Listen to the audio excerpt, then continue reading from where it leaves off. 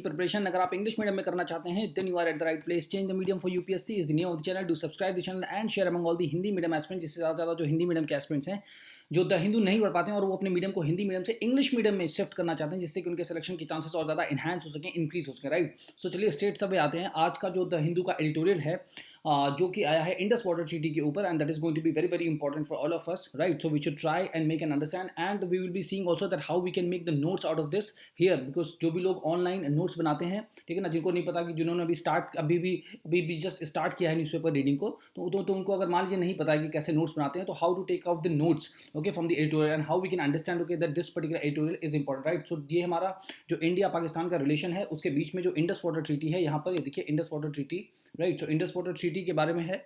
So how we can, so I will be mixing Hindi and English both, जिससे कि English medium के जिससे कि जो हिंदी मीडियम के स्टूडेंट्स हैं वो ज़्यादा से ज़्यादा इंग्लिश को सुने, जिससे कि उनका mind will get wired. Right. So you will means जितना ज़्यादा से ज़्यादा आप इंग्लिश को सुनेंगे, right, your mind will get wired to reflect on the English. Right. So you'd be able to understand slowly things into English. Right. So let's get started. So here the heading. So whenever we start reading any editorials, first of all what we need to do is that we should focus on the heading of the editorial first, right, so that we can have an idea that what this particular editorial is going to be talking about. Right. So here more than court action, right, more than court action. So court is here like the Hague.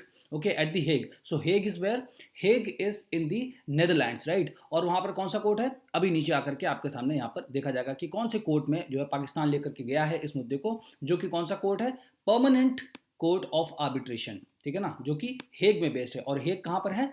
Netherlands में. Right. सो ऐसे करके हमें समझना. ठीक है. तो ये जो कोर्ट का जो भी डिसीजन आया है तो इसीलिए कहा जा रहा है मोर देन कोर्ट डिसीजन या मोर देन कोर्ट एक्शन. जो कोर्ट का जो डिसीजन है या एक्शन है उससे ज़्यादा हमें क्या करने की जरूरत है? Revisit the Indus water treaty. मतलब जो इंडस वाटर ट्रीटी में जितने भी प्रोविजंस हैं हमें उनको फिर से एक बार देखने की जरूरत है. उसमें क्या एडिशन कर सकते हैं, कुछ चीज़ों को हटा सकते हैं, डिलीट कर सकते हैं.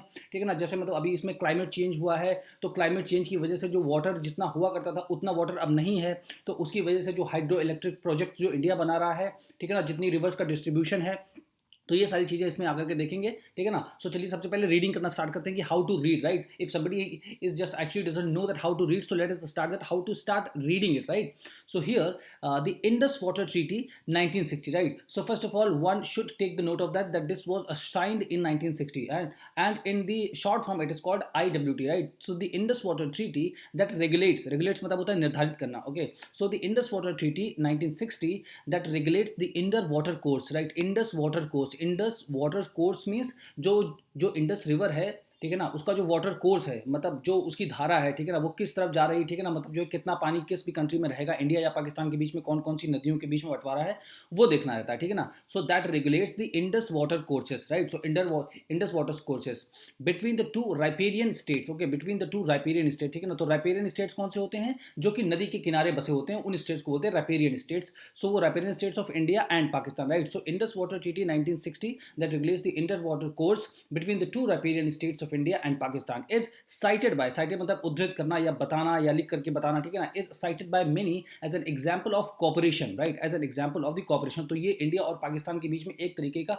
एक मतलब एग्जाम्पल है जो कि कॉपरेशन का है. ठीक है ना, कि हम लोग एक दूसरे के साथ मतलब मिलजुल कर चलते हैं इस वाले मुद्दे पर. ठीक है ना. Between the to unfriendly neighbours, क्योंकि हम लोग अनफ्रेंडली नेबर हैं, बहुत ही अच्छी दोस्ती नहीं है हमारी. राइट. सो ऐसे करके ही न्यूज़पेपर लिखा था. So never take much tension while reading it. Right. For many reasons. अब इसको यहाँ से देखते हैं. The Indus water treaty 1960 that regulates the Indus water course between the two riparian states of India and Pakistan is cited by many as an example of cooperation between two unfriendly neighbors for many reasons. Right. अब हम बहुत सारे reasons इसमें देखते हैं. ठीक है.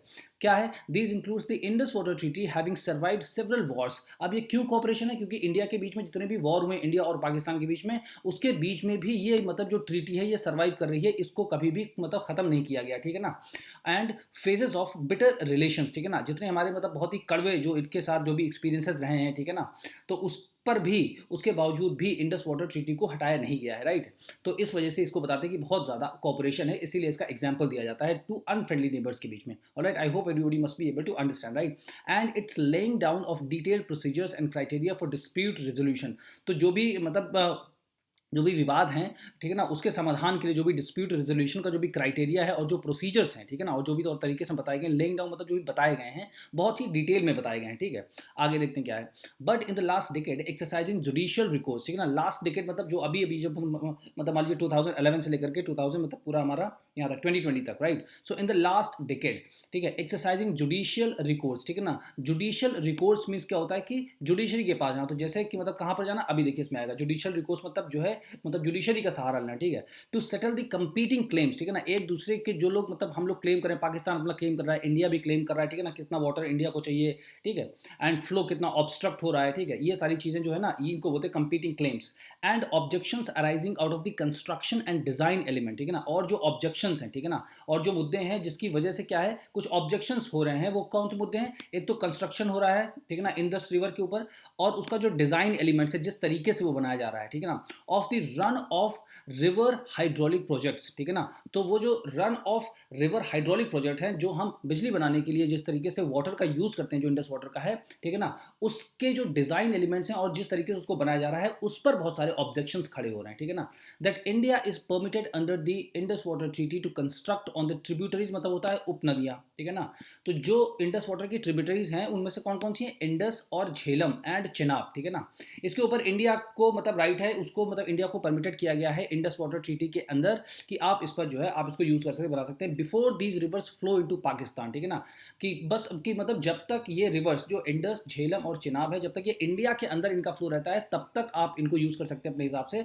और जैसे ये एंटर करती हैं पाकिस्तान के अंदर, ठीक है ना, तो फिर वहां पर कोई डिस्टर्बेंस नहीं हो सकता, ठीक है। तो इस तरीके के जो भी मतलब जो ये ऑब्जेक्शंस हैं यहाँ पर, ठीक है ना, ऑब्जेक्शंस हैं वो बढ़ गए हैं, ठीक है, बहुत ज्यादा इंडिया और पाकिस्तान के बीच में, right. So now let us move ahead. So in January this year, इसी साल की जनवरी में, पाकिस्तान इनिशिएटेड आर्बिट्रेशन, आर्बिट्रेशन मतलब होता है मध्यस्थता करना, एक दूसरे के बीच बीच बचाव करना, at the Hague based, Hague पढ़ते इसको, ठीक है ना, हेग, हेग ये मतलब जो है वहाँ पे है नीदरलैंड में है, ठीक है ना, नीदरलैंड में है। Hague, Hague based permanent court of arbitration, ठीक है ना। तो ये आपको याद होना चाहिए, ठीक है। To address the interpretation and application of the Indus water Treaty to certain design elements to run of river hydroelectric projects on the Kishan Ganga, ठीक है ना, ये आप याद रखिए, Kishan Ganga a tributary of the Jhelum, ठीक है ना, and Ratle a hydro project on the Chenab, ठीक है ना। इन दो मुद्दों को लेकर के पाकिस्तान ने आर्बिट्रेशन के लिए Hague based permanent court of arbitration में गया है, जो कि इंटरप्रेट करेगा, बताएगा, परिभाषित करेगा कि कैसे और कि इसका एप्लीकेशन कैसे होगा, जो इंडस वाटर ट्रीटी में इन दो प्रोजेक्ट पे काम चल रहा है उसको लेकर के पाकिस्तान गया है, राइट। सो ये हमारा कंटेंशियस मुद्दा है, तो ये बिल्कुल अभी करंट का मुद्दा है, राइट। सो इसलिए ये इंपॉर्टेंट हो जाता है। Okay, so India raised objections as it views that the court of arbitration is not competent to consider the question. Competent मतलब इतनी क्षमता नहीं है उसके अंदर, तो इंडिया रेज्ड ऑब्जेक्शन, इंडिया ने बोला कि नहीं, ऐसा है कि हमें लगता है कि जो कोर्ट ऑफ आर्बिट्रेशन है उसमें इतनी क्षमता नहीं है टू कंसीडर, मतलब कि वो देख सके ऐसे क्वेश्चंस को पुट बाय पाकिस्तान, जो पाकिस्तान ऐसे क्वेश्चंस को रेज कर रहा है, ऑब्जेक्शंस को रेज कर रहा है, तो जो रेज है, तो मतलब कोर्ट ऑफ आर्बिट्रेशन, तो एक ये भी क्वेश्चन बन सकता है कि मतलब कोर्ट ऑफ आर्बिट्रेशन का रोल क्या है अगर वो मतलब कॉम्पिटेंट नहीं है, राइट, क्योंकि इंडिया बोला कि ये कॉम्पिटेंट नहीं है to consider the questions putted by Pakistan and that such questions should instead be decided through the neutral expert process, ठीक है ना। तो इंडिया कह रहा है कि हम न्यूट्रल एक्सपर्ट प्रोसेस के थ्रू इस तरीके के जो भी डिस्प्यूट्स हैं उनका सेटलमेंट चाहते हैं, ना कि कोर्ट ऑफ आर्बिट्रेशन के थ्रू चाहते हैं, राइट। सो ये हमारा इंडिया का पॉइंट हो गया, राइट। ऑन जुलाई 6 2023, अभी रिसेंट देखिए, बिल्कुल जस्ट एक दो हफ्ते पहले की बात है।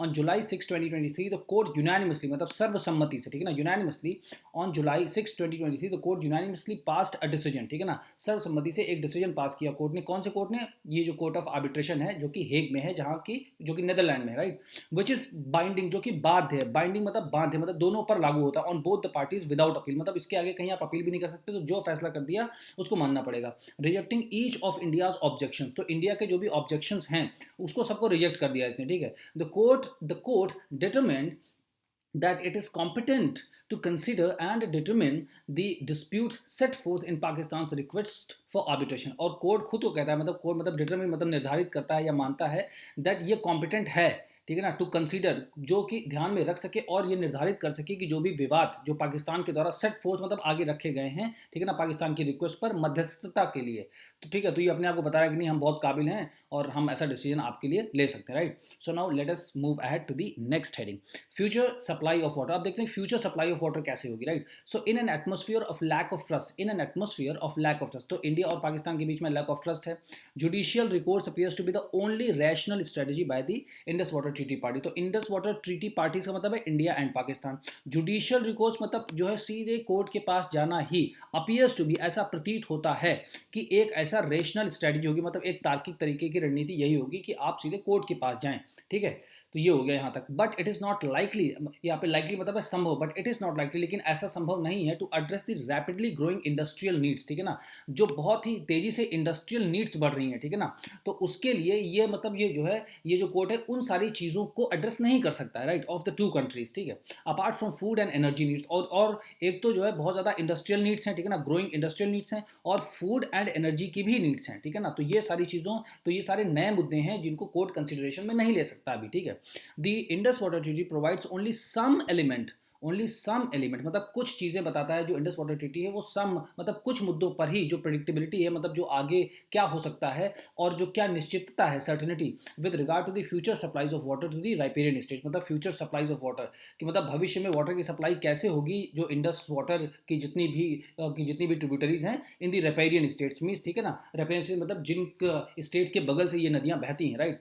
But it needs to incorporate mechanisms that allow flexibility to changes in the quantity of water available for allocation among the parties, ठीक है ना। बट इसमें क्या देखिए, सबसे इंपॉर्टेंट पॉइंट आपको क्या रखना है, फ्लेक्सिबिलिटी को ऐड करना है, ठीक है ना। एक इसमें क्लॉज अगर ऐड किया, अगर आपसे पूछा जाए कि इंडस वाटर ट्रीटी में कौन सी ऐसी चीज़ें हैं जिनको आप चाहेंगे कि उसमें कुछ नई चीज़ ऐड की जाए कि जिसकी वजह से ये फिर से इफेक्टिव हो जाए, तो सबसे पहले flexibility to change in the quantity of water, कि मतलब जो है कि कभी कभार देखिए, मतलब जो है हमेशा उतनी बारिश नहीं होती है, ठीक है ना, उतना प्रेसिपिटेशन, उतनी रेन नहीं होती है, ठीक है ना, और क्लाइमेट चेंज की वजह से जो है पानी की जो मात्रा है, जो क्वांटिटी ऑफ वाटर है, that has also got receded to some extent, right. तो हमेशा आप ये नहीं कह सकते कि इतना amount of water Pakistan use करेगा एंड इतना अमाउंट ऑफ वाटर जो है इंडिया यूज करेगा, राइट। तो flexibility to changes in the quantity of water available for allocation among the parties, right. So यहाँ पे पार्टीज मतलब क्या हो जाएगा, India and Pakistan, right. So which a paper in water policy the official journal of the world water council highlight, ठीक है ना। तो ये मतलब आप लिख सकते हैं, according to a paper in the water policy, the official journal of the World Water Council highlights that the flexibility to the changes in the quantity of water available for allocation among the parties should be considered, right, in the Indus Water Treaty। ऐसे करके आप इसमें ये मतलब एक आपका मतलब suggestion हो गया, राइट। फिर क्या है, bilateral water agreements are vulnerable to climate change. Bilateral water agreement, तो बायलेटरल मतलब क्या हो गया, द्विपक्षीय, और वाटर अग्रीमेंट्स, ठीक है ना, तो जो पानी के बारे में जो समझौते हुए हैं, आर वल्नरेबल मतलब वो बहुत ज़्यादा vulnerable to the climate change, ठीक है ना, वो क्लाइमेट चेंज जिस तरह से हो रहा है उसके अधीन है, ठीक है ना। As most of them include fixed allocation of amounts of water, और जो ज़्यादातर अग्रीमेंट होते हैं, ठीक है ना, वो मोस्ट ऑफ देम मतलब जो ज़्यादातर ये होते हैं, मतलब जो पानी के जो समझौते होते हैं उसमें क्या फिक्स्ड एलोकेशन ऑफ अमाउंट, मतलब बताया था कि भाई आप इतने लीटर्स ऑफ वाटर या मतलब आप यूज़ कर सकते हैं, इतने 1000 लीटर्स ऑफ वाटर आप यूज़ कर सकते हैं। That concluded under the assumption, मतलब जो एजम्पशन है, केवल एक माना जा सकता है कि हाँ इतना होगा, that future water availability will remain the same as today. मतलब क्योंकि आपने अगर आज मान लीजिए तय कर दिया, मान लीजिए कि नेक्स्ट ईयर इतनी ज़्यादा बारिश नहीं हुई या क्लाइमेट चेंज की वजह से बहुत ज़्यादा बारिश हो गई, तो मतलब आप ये नहीं कह सकते कि वाटर की अवेलेबिलिटी बिल्कुल सेम रहेगी जितनी आज है, तो उसके बेसिस पर आप इसको हमेशा के लिए लागू नहीं कर सकेंगे। तो ये हमारा दूसरा हो जाएगा। तो इसी जगह हमको क्या करना चाहिए, flexibility to changes in the quantity of water available for allocation among the parties. ये हमें सबसे इंपॉर्टेंट चीज़ है, इसको ऐड करना चाहिए, राइट। उसके बाद क्या है, नेक्स्ट हमारे पास है द डॉक्यूमेंट एड्स, ठीक है ना, यही ये जो डॉक्यूमेंट्स है ये इस अग्रीमेंट को बताता है। अंडर द पार्टीशनिंग लॉजिक, ठीक है ना, जो एक दूसरे से अलग जो करने वाला जो लॉजिक है, जो तर्क है, in the Indus water treaty envisaging मतलब जो आगे की तरफ देखता है या प्रिडिक्ट करता है, अब वेस्टिंग ऑफ प्रोप्रिएटरी राइट्स, मतलब जो मालिकाना हक है, प्रोप्रिएटरी राइट मतलब क्या होता है, मालिकाना हक होता है एक तरीके से, इन द ईस्टर्न रिवर्स, ठीक है ना, जो ईस्टर्न रिवर्स हैं, ठीक है ना, जो इंडिया में बहती हैं, ठीक है ना, जो इंडियन में बहती हैं वो कौन सी हैं, Sutlej, Ravi and Beas to India, ठीक है ना, जो कि आर्टिकल 2 में मेंशन है, इसकी इंडस वाटर ट्रीटी के आर्टिकल 2 में मेंशन है, सतलज, रवि एंड ब्यास, ठीक है ना, जो इंडिया के साइड है। And in similar fashion the wasting of property rights, ठीक है ना, तो इन तीनों पर मालिकाना हक इंडिया का है। एंड जो है, और उसके बाद जो प्रॉपर्टी राइट्स है, जो मालिकाना हक जो वेस्टर्न रिवर्स हैं, वेस्टर्न रिवर्स कौन सी है, वो आर्टिकल 3 में मेंशन है ऑफ इंडस वाटर ट्रीटी में, जो कि है इंडस, झेलम एंड चिनाब, इस पर पाकिस्तान का पूरा हक है, right. Does not take into account future water availability, right. So आप इसको भी यूज करते हैं कि फ्यूचर वाटर अवेलेबिलिटी को हम नहीं प्रेडिक्ट कर सकते कि फ्यूचर में कितना वाटर होगा या कम होगा, ज़्यादा होगा, राइट। तो ये फ्लेक्सिबिलिटी ऑफ वाटर क्वांटिटी ये हमको याद रखना है, right. So the Indus Water Treaty requires Pakistan that it is under obligation to let flow and shall not permit any interference, ठीक है ना, कोई भी बीच में व्यवधान उत्पन्न नहीं करेगा with the waters of the eastern river। तो जो इंडिया के साइड में रिवर्स जाती हैं, तो पाकिस्तान ऑब्लिगेशन मतलब पाकिस्तान के ऊपर ये एक तरीके से कर्तव्य मतलब बंधा हुआ है ये इंडस वाटर ट्रीटी के हिसाब से, कि आप जो भी रिवर्स पाकिस्तान से या मतलब जो ईस्टर्न रिवर्स हैं उसके फ्लो में आप किसी तरीके का डिस्टर्बेंस नहीं पैदा करेंगे, right. India similarly is also obligated, ठीक है ना, इंडिया का भी कर्तव्य यही है कि टू लेट फ्लो, कि बहने दो all the waters of the western rivers, ठीक है ना, जो भी वेस्टर्न रिवर्स हैं जो कि पाकिस्तान के लिए हैं, shall not permit any interference with these waters except for certain uses which includes generation of hydroelectric power. तो इंडिया को भी ये मतलब जो है अनुमति नहीं है कि जो पाकिस्तान के रिवर्स हैं वेस्टर्न साइड में जो है उनमें किसी तरीके का व्यवधान उत्पन्न करे, लेकिन आपको generation of hydro electric power आप उसमें यूज कर सकते हैं, ठीक है ना, सर्टेन यूजेस के लिए, एक्सेप्ट फॉर मतलब एक्सेप्ट मतलब होता है इन चीज़ों को छोड़कर, ठीक है ना, कुछ चीज़ों के यूज़ों को छोड़कर, जैसे कि आप जनरेट कर सकते हैं हाइड्रो इलेक्ट्रिक पावर वहाँ पे on the reverse and tributaries of the western rivers before they flow into Pakistan. जब वो पाकिस्तान चलेंगे फिर वहाँ पर आप ये हाइड्रो इलेक्ट्रिक पावर जनरेशन नहीं कर सकते, राइट, जब तक इंडिया में है ये रिवर्स तब तक आप कर सकते हैं, right.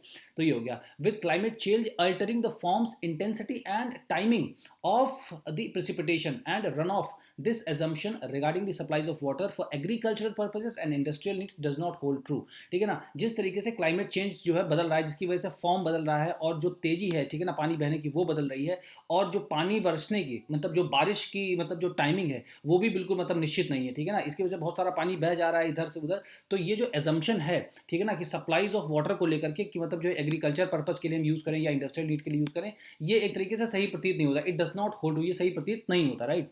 So now next heading is principles of water course, ठीक है ना, प्रिंसिपल्स ऑफ वाटर कोर्स।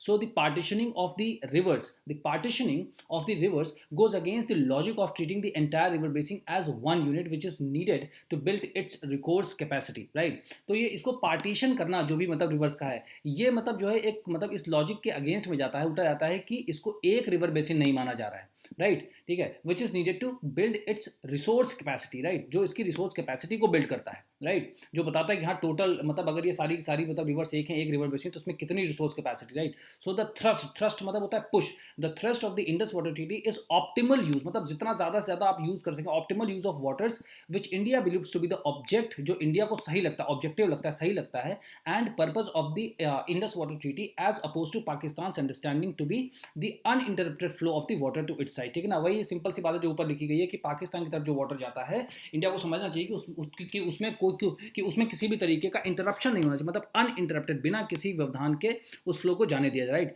अब रिकंसाइलिंग मतलब क्या होता है कि मेल मिलाप हो जाना, ठीक है ना, और जो डाइवर्जेंट मतलब अलग अलग मुद्दों पर रिकंसाइलिंग दिस डाइवर्जेंट, मतलब जो ये मतलब पाकिस्तान और इंडिया के बीच में जो व्यूज हैं दोनों के, है ना, तो वो व्यूज हैं डाइवर्जेंट, है ना, बिल्कुल अलग अलग हैं, तो इन दोनों को मिलाना, reconciling this divergent, this divergent approach can be sought with the help of two cardinal principles, जो मतलब cardinal principles तो क्या है, मेन प्रिंसिपल, फंडामेंटल प्रिंसिपल्स, है ना, बिल्कुल ज़रूरी जो सबसे इंपॉर्टेंट प्रिंसिपल है ना। तो इन दोनों को कि इंडिया और पाकिस्तान के जो मतभेद हैं, ठीक है ना, उन दोनों मतभेद को एक जगह पर लाने के लिए, मतलब उनका मेल मिलाप कराने के लिए सॉर्ट मतलब हमें देखना चाहिए, कोशिश करनी चाहिए कि मतलब किस चीज़ की हेल्प लेने की कोशिश करनी चाहिए, टू कार्डिनल प्रिंसिपल, दो बहुत महत्वपूर्ण जो मतलब सिद्धांत हैं उनका लेना चाहिए। और वो महत्वपूर्ण सिद्धांत कहाँ के हैं, international water courses law accompanying binding obligations, ठीक है ना, ये इंटरनेशनल वाटर कोर्सेस लॉ, ठीक है ना, ये जो है इसके दो हमारे बहुत इंपॉर्टेंट जो है मतलब ये हैं क्या बोलते हैं प्रिंसिपल्स हैं, ठीक है, तो उनको अकाउंट में लेना चाहिए, जो कि साथ में लेकर के चलते हैं, accompanying बाइंडिंग ऑब्लिगेशन, मतलब जो दोनों के ऊपर बाध्य करते हैं कर्तव्य, क्योंकि आप यही काम करेंगे, that is,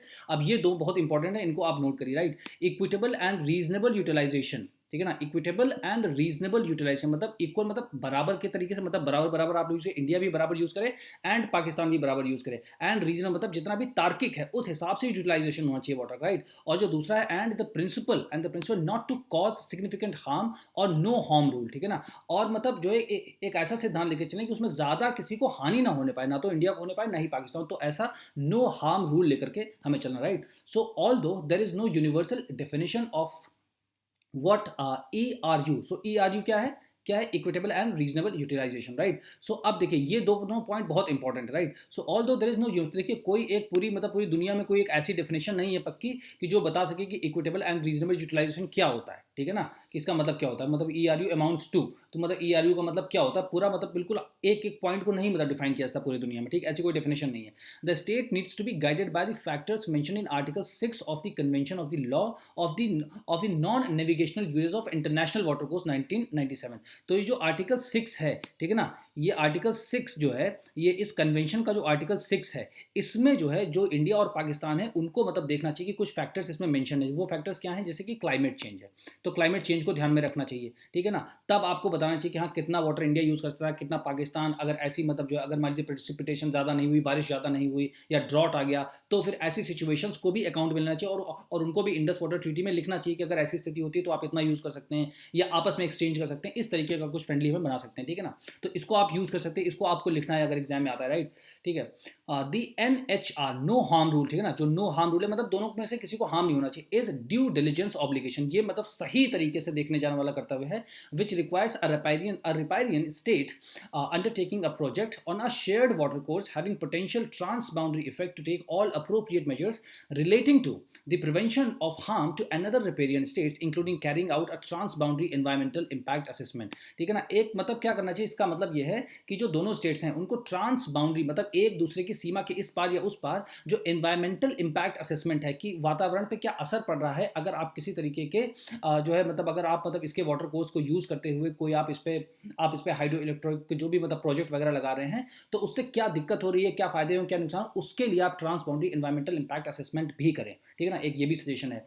in order to ensure rapid development, ठीक है ना, मतलब जो है कि मतलब इसी क्रम में, ठीक है ना, इंश्योर मतलब सुनिश्चित करते हुए, रैपिड मतलब बहुत ही तेज डेवलपमेंट, ठीक है ना, तेज विकास को मतलब ध्यान में रखते हुए the states prioritize the ERU, ठीक है ना, इक्विटेबल, ठीक है ना, and reasonable utilisation over the no harm rule, ठीक है ना। तो मतलब तो सबसे ज़्यादा जरूरी क्या है कि इक्विटेबल एंड रीजनेबल हमारा यूटिलाइजेशन होना चाहिए, ठीक है ना। हाँ, और मतलब NR जो हमारा यहाँ पे है कि नो हार्म रूल, तो नो हार्म रूल का जो प्रिंसिपल है उसको हम सेकंड नंबर पे रखेंगे और ERU को फर्स्ट नंबर पे रखेंगे, ठीक है ना। तब हमको काम करना चाहिए कि भाई अगर हमें मान लीजिए डेवलपमेंट करना है तो ERU को आप फर्स्ट मतलब रखिए, ठीक है ना, फर्स्ट प्रायोरिटी में रखिए। तो ऐसे तो ये भी बहुत important point, right. Both India and Pakistan believe their uses are consistent with the IWT मतलब इंडस वाटर, तो इंडिया और पाकिस्तान दोनों को लगता है कि वो मतलब उनके कंसिस्टेंट हैं, ठीक है ना, मतलब उनके जो यूसेज हैं, जो मतलब जिस तरीके से वो लोग रिवर को यूज़ करें, रिवर के वाटर्स को, वो लोग बिल्कुल सही है, मतलब जैसे इंडस वाटर ट्रीटी में जो भी रूल्स एंड रेगुलेशन बनाए गए हैं उसके हिसाब से बिल्कुल सही हैं, ठीक है, ये दोनों लोग को लगता है अपना, ठीक है। इन अ सिचुएशन ऑफ कॉन्फ्लिक्ट, ठीक है ना, विवाद की स्थिति में, ठीक है ना, between different uses of water, ठीक है ना, मतलब जो वाटर को अलग अलग तरीके से कैसे यूज करें, it is suggested in article 10 of the 1997 convention, ठीक है ना। आर्टिकल 10 के जो है जो 1997 का कन्वेंशन है उसमें बताया गया कि लीन ऑन मतलब आप निर्भर रहिए अब वाइटल ह्यूमन नीड्स, ठीक है ना, जो बहुत ज़रूरी ह्यूमन नीड्स है उसके ऊपर आपको निर्भर रहना है, ठीक है।